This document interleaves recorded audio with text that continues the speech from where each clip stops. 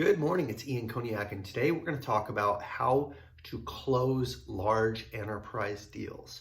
If you're selling a 7 or an 8-figure deal, chances are that it has to go to a board or some type of committee, and that the people that you're working with, even if it's an executive, even if it's a CIO or the head of sales or someone high, they're still going to need to sell this internally. So a key thing that you can do to close a big deal is, instead of trying to sell the person that is your champion or that wants it, take the position of helping them to be able to sell this internally.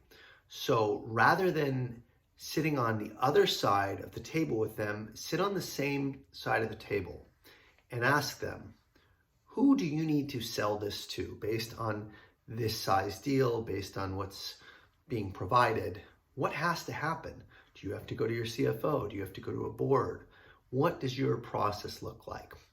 And then ask them, is this something that you're going to present, or is this something that you want our help to present with you to them? So find out if they're selling by themselves internally, or if you can actually meet or present in front of that board or committee. Now, the bigger the company, less likely it is that you're going to present in front of the board or the whole executive suite, but it does happen for large enough deals. But most of the time, what you're going to want to do is empower them to sell internally. So instead of thinking, I got to get this guy to buy or this woman to buy, remember that the person you're trying to sell to wants your product or service. And when they resist, a lot of times they're resisting the pain or the difficulty it's going to be for them to have to get the CFO approval for this size budget, or to have to go to their CEO or whatever. So if you're getting resistance, it's not because they don't want that. It's because they're anticipating it's going to be very hard for them to sell internally. So that's why it's really important to help them sell internally. When you do your presentation, when you do your deck, what you want to do is present it as, hey, I want to run the proposal by you, the numbers by you.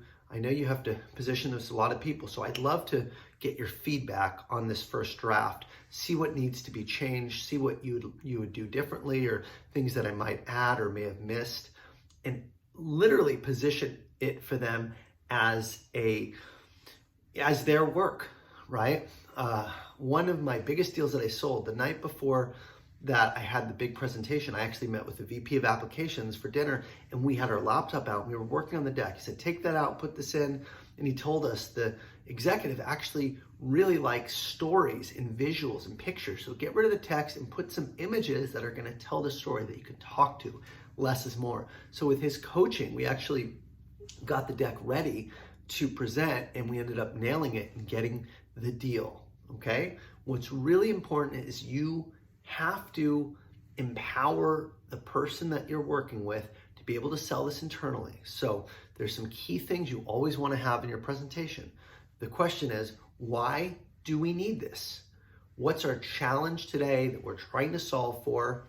What's the plan of attack? How are we going to make this successful? And most importantly, what is the business case? What's the ROI of this solution? So it's really important. Without those components, it's very difficult for them to sell this internally. So if you don't have those components, say, hey, who can help me on your team with collecting this information? If you're going to save employees time, you want to know how many employees are touching the process that you're saving, and what their roles are, so you can plug in some salary and some time saving estimates. If you're reducing their number of calls in a call center, you want to find out how many agents they have and what types of calls they're getting. So it's really important that you show, here's the current state, here's the format, here's where we want to go, here's our current state and the challenges we have in getting there, and then here's how your company, Salesforce in my case, can help you get to the desired state,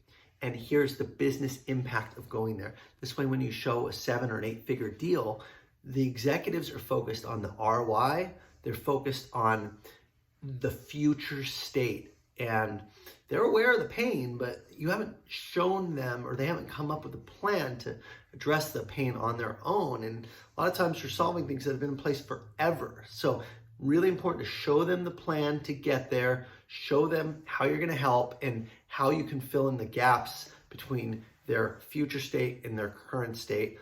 And again, we're not trying to sell to our champion. We're trying to help the champion sell to their peers or counterparts or executives. Really important, treat your client as a partner. You're there to help. You're there to really craft the message with them. A lot of times you'll put it on their template so they don't even know it's your company.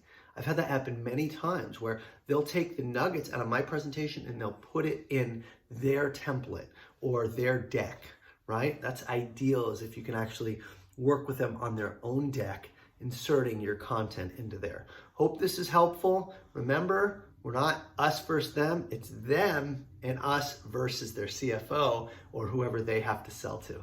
Take care.